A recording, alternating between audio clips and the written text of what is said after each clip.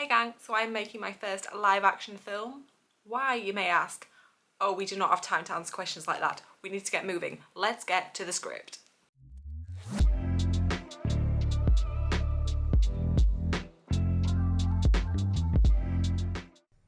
So before we get on to any filming or anything, we obviously need a script, which is helpful because I do quite a lot of script writing in my free time. I do have a few short scripts, but I didn't really want to use any of them for this. There was one film I wrote a few years ago that I really enjoyed, and I just thought this is the opportunity to do that. It is called Fancy a Cuppa, and here is the script. This is the shortened script, so the full-length script is about 90 pages long. It is a feature film, and so I've whittled this down, which is 20 pages long, out of that. The film itself is about a lady called Jocelyn. She is a millennial woman from Yorkshire who is very, very single, and one day she gets a leaflet through her letterbox advertising a dating agency, and she thinks, okay, let's give this a go, and ends up on an assortment of dates with just an increasing amount of just weirdos and freaks. And then she finally meets Archie, and Archie's actually a really nice guy until he doesn't call back. Although it turns out Justin was just panicking, and the next day he does call back and asks for another date. Ta-da! Happy ending. In the longer script for the feature film, there is a bit of a sci-fi element, and there is a bit more of an exploration into Jocelyn and Archie's relationship, but I've had to condense that down for the short film. So we have our script, and now we need a cast. Now there are 4 characters in this script, and normally Mr. Jones is very happy to get involved with any of my work and any of my nonsense, as he kindly calls it. And this time was no exception. He was more than happy to do one of the roles. So that was 2 of the characters, and I then decided to try and recruit 2 more people via Facebook. But I just had a bit of a nightmare trying to contact people, and also I was just getting I have like quite bad social anxiety, and it was just really stressing me out. So I decided to actually rework the whole concept of the film. So the 3 characters, which are the people that Jocelyn is going on a date with, are in fact going to all be played by the lovely Mr. Jones, which means he's going to have to try and like get into 3 different characters and do large amounts of script memorizing, which I'm just so very grateful for him for. So I have used one small element of AI in this film, which is something I didn't feel super confident or happy about, but it does make sense in the context of the film. As a creative, I have a lot of worry about AI. I mean, my main worry is why we're not using it to treat cancer, and instead we're using it to steal all my dream jobs. What is wrong with the world? But that aside, I have used a small element of AI in this film. It's a bit difficult to explain. I'm just going to show you the clip, and then you can decide what you think. So roll the clip. That's not what I was expecting. This is the guy I thought I was supposed to be meeting. Now, I mean, I guess that could be the same guy, but maybe from like 10 years ago? Like, who wasn't at a photo taken in the last 10 years? Seriously. What? Just, ugh. Anyway, that's the least of my problems. We have also this beauty. Now, I don't think that's the same guy. It's not, is it? Is that AI? It is, isn't it? Jesus. Why would someone do that? What is wrong with people? I didn't realise this was a blind date, but turns out that is what I'm on, so wish me luck. Acceptable use of AI? Personally, I think that's probably the only acceptable use of AI in a film. You may have other thoughts, feel free to share them with me below, but yeah, I think that's reasonable. It is the first time I've ever used AI. I used ChatGPT to generate this image, and I think it did fit the bill, which sort of annoyed me because I didn't want it to, because I hate AI, but it did kind of help me out in this respect. Yeah, hopefully I'll never have to use it again, because I'm just not happy about it. Leave us creatives to do our work and stop stealing our jobs.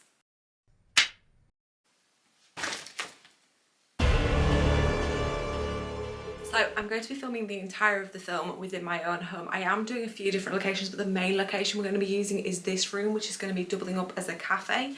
Now, obviously, I am aware it doesn't look like much of a cafe. It is currently just the junk room in my house, which is why I haven't decorated it so far. I mean, who thought this was a good colour to decorate a room? And this border, I mean, this was clearly done in the 90s after watching an episode of Changing Rooms, and then just getting way too confident about your decorating skills, because this is horrific. Also, textured paper.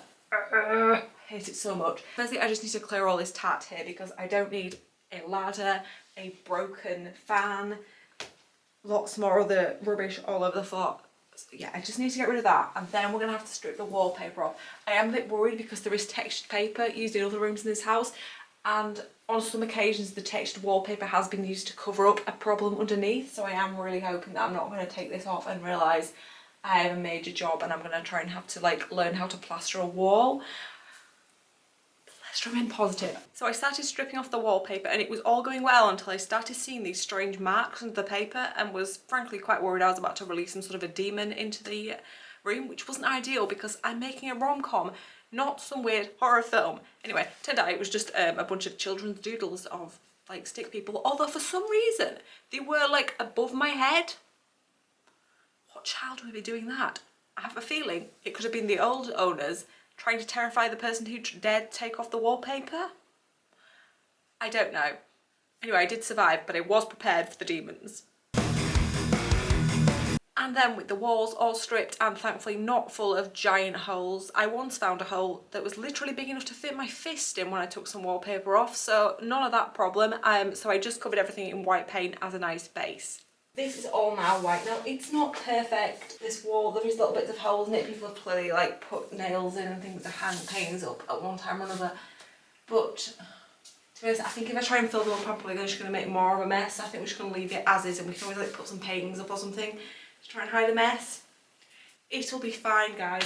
So basically all I need to do now is get everything taped up and then start with the green. Super excited about getting this green on the walls. I already think it looks better white just because it was so revolting, that colour before. I was cleaning out the garage and I found the paint that they painted the walls with.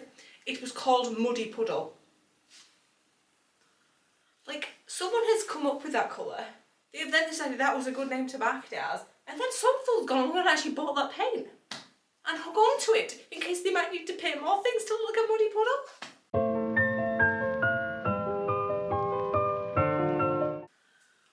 Utter madness. I will never understand people. Anyway, we're going to paint it this nice colour. This is U green, which I think looks quite modern and fun.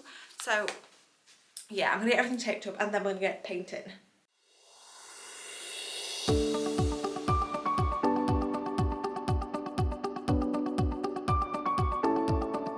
So the wall's all now done. I'm really happy with this colour. I was worried it'd be a bit too light, but it's actually really nice colour. I think in a perfect world I could probably do with doing a second coat, but to be honest, I've already spent several weeks trying to sort this room out and I really can't be bothered doing a second coat.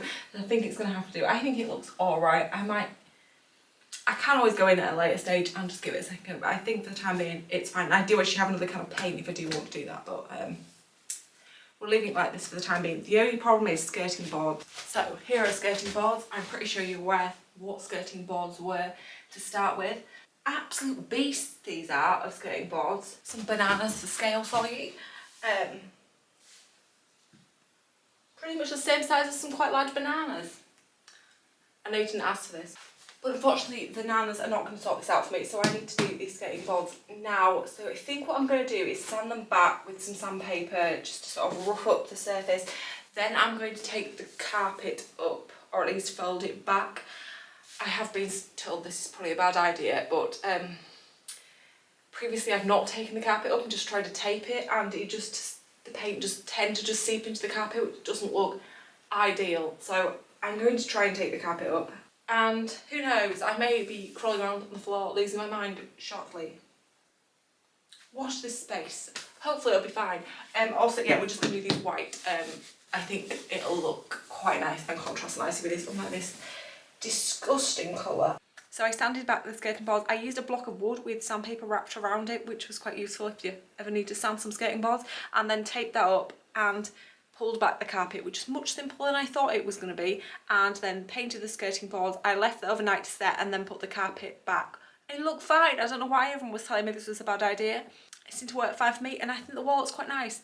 Also, just please ignore the door. I'm just dealing with the things that I actually need to deal with that will be in the shot. So some areas of the room are not quite as finished as others, these doorways, but they're not going to be in the shot, they're not going to be in the film. I'm just going to put them on the things to deal with another day pile, which is quite high at this stage.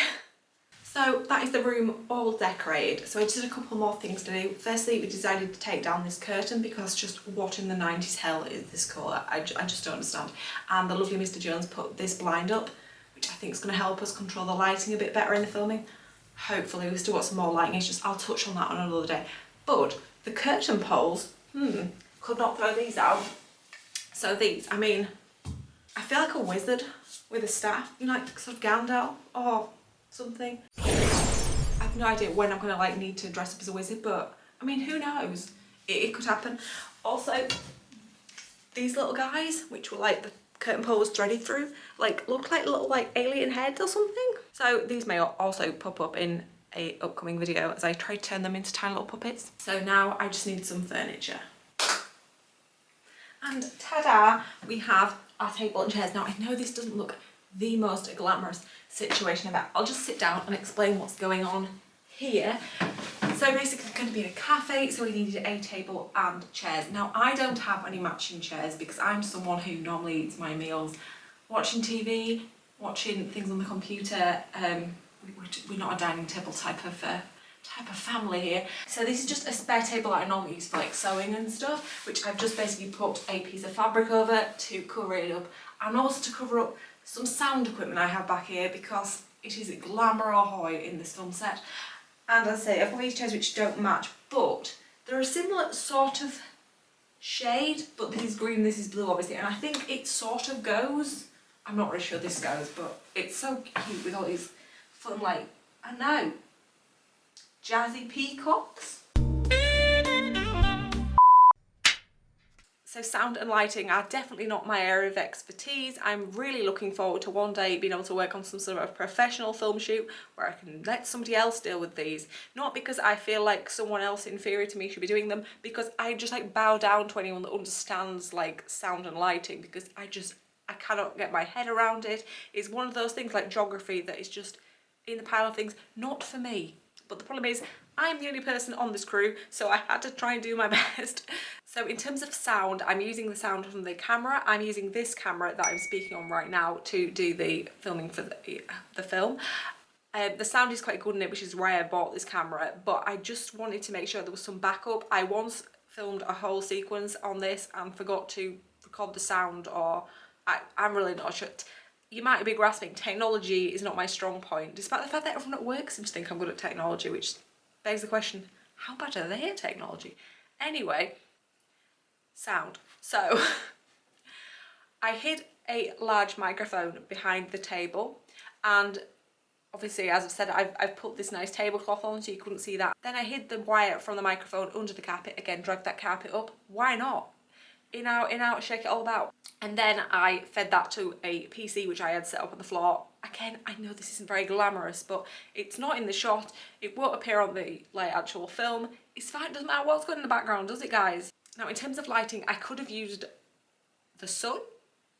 Quite a good source of light. The problem is the sun is not always out, which is not helpful. It's quite unpredictable. Also, the sun being out is one of my migraine triggers, and frankly, I had enough to deal with without migraines. So I decided to roll down the lovely blinds that Mr. Jones installed and block out all natural light and only use synthetic light, which meant I had much more control over it. I used the main light in the room, which was fine but not great, and I wanted to do something else, but I didn't really want to have to spend a fortune on lighting because, well, quite frankly, I don't really have enough room to put a lot of lighting. I'm probably going to have to invest in some at some point, but I really don't know where I'm going to put it. I mean, I don't know, I'm probably going to be sleeping in the shed if I get any more tat in here.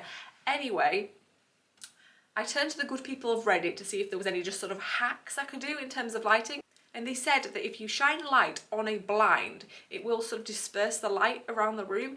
I was worried this was all nonsense, but frankly, I had nothing to lose. I had all the stuff there, so it was worth a try. So here we have the room lit just with the overhead light, and here we have the room lit with the extra light bouncing off the blind. And I think it actually does make a reasonable difference. Like, I know it's not professional, but I mean, I'm not professional. No one's paying me, therefore I'm not professional. I cannot be held to account. I just used the Architect's lamp that I normally use for stop motion, so nothing super complicated, something that a lot of people just have in their homes. And then also there's so many things you can do in post-production, playing about with light and colour levels and things. So yeah, that's the lighting and sound. probably a lot less technical than it should be, but I'm doing the best I have with the skills I have, which frankly when it comes to lighting and sound are not a lot of skills. So I wasn't sure how to start the film, how to do like titles. It's something I've never really done before. I've maybe just put like one screen with a title or something on the start of my animations. I don't do anything super fancy in terms of like an opening title of a film. Obviously, like some films have super like complicated film like title sequences that are probably more complicated than my entire film put together. So like there was a limit to what I could do. I was obviously taking on quite a lot by doing an entire film myself anyway, so I didn't want to do something like super complicated for the intro. So I decided to stick with something I know, and I did a little animation. I've made this animation in Paint. Regular viewers will know that I am a big fan of Microsoft Paint, such an underrated program. If you've got some free time, just have a go on Paint, guys. Seriously, it will bring you so much joy, and frankly, have you looked outside? We need some joy in this world, so just have a play on Paint. You will not be disappointed. So in terms of this animation, this is what I did.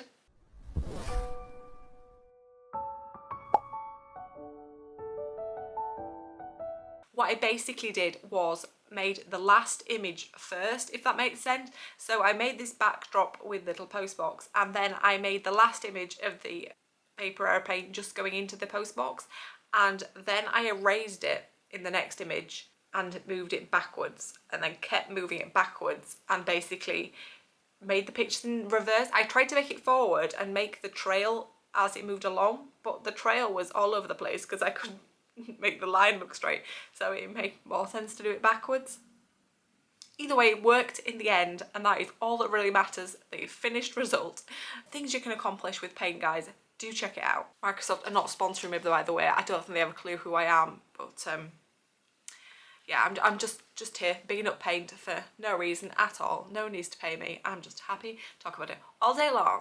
I'm pretty happy with how this little animation turned out. I think it puts across the idea of what the film is about. You get the idea that someone's getting something in the mail. It has that sort of rom-com, like easygoing vibe. The colours really kind of fit the whole like genre. I think it quite simply gets across, oh, we know what we're gonna see. Let's get started, which is what I'm trying to accomplish. It's a short film. I didn't want a big intro. We just want to get down to business, show them what they're going to see, and then get into the film. Hello and welcome to my kitchen, where we're going to make some props today. So as I previously said, in the film there's going to be several dates in a cafe, and on one of those dates they have some cupcakes. So in order for that to happen, we need to make some cupcakes. Now I could have gone out and bought some cupcakes, but I wanted them to have sprinkles on them, and I guess I could have probably found some cupcakes with sprinkles on, but where would be the fun in that when I could host a random impromptu baking show in the middle of all this? So yeah, here I am in my very glamorous kitchen. I don't think this house has been like redecorated since the 90s. It's got very much changing room vibes in the whole house. Anyway, regardless, it works, it's fine, it doesn't need to look glamorous. I just need to be able to cook some cupcakes. So here I am, where I'll be using a scrap of paper with this recipe, which is from the Queen herself, Mary Berry. I say this like she's given me this recipe personally. I just found it on the internet. So I'm going to half this recipe because it's actually for like a big stacked cake. Just so I've got enough batter for like 12 cupcakes. I think if this doesn't work out, it's absolutely my fault because Mary Berry would never fail, would she? So let's get cooking.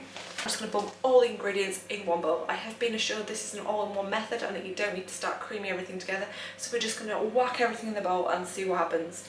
And here I've got 90 grams of self-raising flour, 75 grams of caster sugar, a tablespoon of golden syrup, a tablespoon of cocoa powder, 75 millilitres of sunflower oil, and 75 millilitres of milk. I'm using cow's milk, but any milk would do. 1 free-range egg. And then I just need to mix this all up. It almost looks a complete mess at this stage, like, it doesn't look great, does it? But I'm just going to assume Mary Berry has not been teaching me lies. I then got a tray and lined that with bun cases and then split the mixture between those bun cases. I then put that in the oven at 170 degrees centigrade for 14 minutes and then took the cakes out to cool. I then decorated them with chocolate spread, sprinkles and sweets. And I think they look quite nice and jazzy. At the start of the film, I needed to quite simply put across that Jocelyn was going to be signing up for a dating agency. In the feature script, I do actually like deal with this in that Jocelyn needs to go to a family wedding, she needs a date, she has a talk with her friend who got together with her partner on like a dating website, and then we end up going like into the dating website fiasco. But it was all a bit complicated. I couldn't design a website for a start. I didn't want to end up with like all this backstory. It was a bit too complicated. So I decided upon a leaflet. I thought it was a really quick way of conveying what was going on and just getting into the story. And so I designed a leaflet. So I made the leaflet in Microsoft Word this time, not Paint, but we're still bigging up Microsoft for no logical reason other than that they just make good programs. Can't argue with it. They're clearly a very successful company. So yeah, I made the leaflet in Microsoft Word. I just kept it really simple, cliches ahoy here, because I just wanted the message to be very straightforward. I don't want people to have to think too much. I just want people to know exactly what's going on. As I said, we haven't got a lot of time in a short film. I don't want to be like getting confused, having long drawn out messages. I just want people to know instantly, this is what's going on. Let's get into the action. The main issue I actually had with this leaflet was the phone number. So I wanted to put a phone number on it because I didn't want to have a website or something that was just going to be far too complicated. So I decided to do a sort of old-fashioned style dating agency where you'd call them up and they'd maybe like send you some pictures of people or something like that. I'm not really sure. We didn't need to go into all that for the film, so it was fine. But I did need a telephone number. Now, obviously, I didn't want to put my telephone number on. I don't want a load of crazy people ringing me up. I'm not a dating agency. I cannot help, guys. Sorry if you are trying to find love. I am not the person to assist with that. But the thing is, I didn't know what other number. I couldn't just make a number up because that could well be somebody else's phone number. I don't want someone else having to deal with all these phone calls. Now, I have seen American TV shows and films use like often 555 in the numbers, and I was like, is that what people use for fake numbers? And I thought, well, what if it's not? Again, what if that is someone's number? I just thought I could end up causing mass chaos. So what I did was I went to the Ofcom website. Now, in the UK, they are the regulatory body for all sort of media type things. And on their website, they actually have a list of telephone numbers that anyone living in the UK can use for free. So if you're living in the UK and working as a filmmaker or anything like that, and you're making a film, you can go to the Ofcom website and there is a list of phone numbers that you can use for free in your films, TV shows, whatever you're making. And they're not real numbers. They are like designated, not real numbers that you can use. There are some specific ones if you're looking at area codes. There are specific ones for the big cities, or there are just some that are just like general ones to use in the whole of the UK. So yeah, do check that out if you need any phone numbers. It was really helpful, and like I say, it's free to use, everything's fine. Again, no one's sponsoring me, just I thought that was really useful advice to let you know, so you don't end up in some sort of a disaster situation, which I'm sure, like, I remember reading in Bruce Almighty, they actually put a real telephone number on. They just like, we just sort of made one up and they're like, that'll be fine. And it was a telephone number for God, and everyone was clearly like, ooh, hello, can we ring God? And everyone rang up, and some poor soul whose telephone number had been put in the film was like inundated with a load of people like trying to get in contact with God. I mean, can you imagine, seriously, what a day that person must have had. I say a day, like clearly until that number was changed, they were just having an absolute nightmare, weren't they? So that will not be happening here. We have a plan. Everything will be fine. In terms of a trailer, I didn't want to do something too involved. The film itself runs at just under 15 minutes, so I didn't want a 2-minute trailer because that's like a good portion of the film. Also, what is going on with trailers these days? When did it suddenly become fine to just tell the entire story in a trailer? Who wants that? I don't want to sit through a trailer and be like, well, that sounds nice. I no longer need to see the film now. What? So I'm bringing back teaser trailers. I say bringing back, I'm sure somebody's putting out teaser trailers, but I'm basically just going to put out the little animation I made at the start of the film.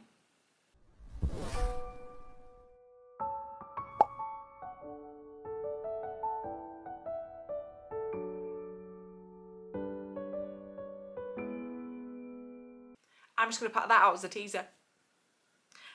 Because, yeah, I don't need to tell the whole story, guys. And I think that, you know, it is a teaser. You're just like, what?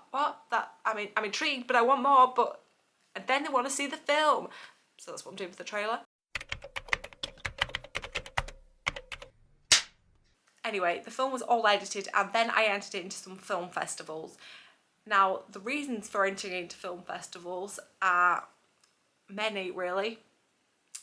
Obviously, just it would be really lovely to see my film on a big screen. Most film festivals are held in cinemas and places like that. Like, how exciting would it be to see a film you'd made in the cinema? I would probably lose my mind if that actually happened. Also, there are prizes and things you can win at festivals. Again, super exciting if you actually won something, like a little trophy or something. I would be basically feeling like I got an Oscar, even if I'd won, like, I don't know, the smallest town in the UK's film festival. It's still quite exciting. Also, you can win like money and things. There are financial prizes and stuff, which obviously would help bolster up any future projects. Then the other one is networking. Now, this is one of the main reasons I want to get into film festivals, networking. Now, that is meeting people who also want to work in film, people I could maybe work with on future projects, but mainly it's getting the interest of film companies.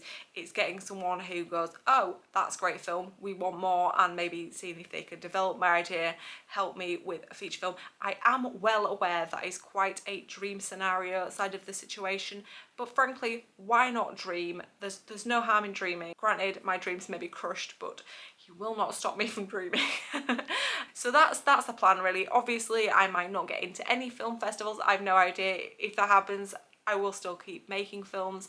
I'm basically just going to keep trying until something works. So at the moment, I'm just waiting to hear back from the film festivals. Obviously, as soon as I hear back and know what's going on, I will let you guys know. If I do go to any film festivals, there'll be some sort of a vlog situation, so stay tuned because that might be coming soon.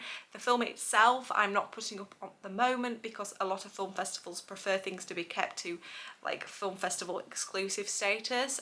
So until I've heard back from everything and potentially attended film festivals, I won't be putting anything up online. But at some point next year, I will be putting the film out on my YouTube channel, so do make sure to look out for that. In the meantime, lots more things going on. As I said, I am going to be making some more live action films, but I will also be carrying on with my animation content. I do drop videos every second Sunday, so do make sure to subscribe to be kept updated about all things filmmaking and animation, and I will see you all again really soon. Bye!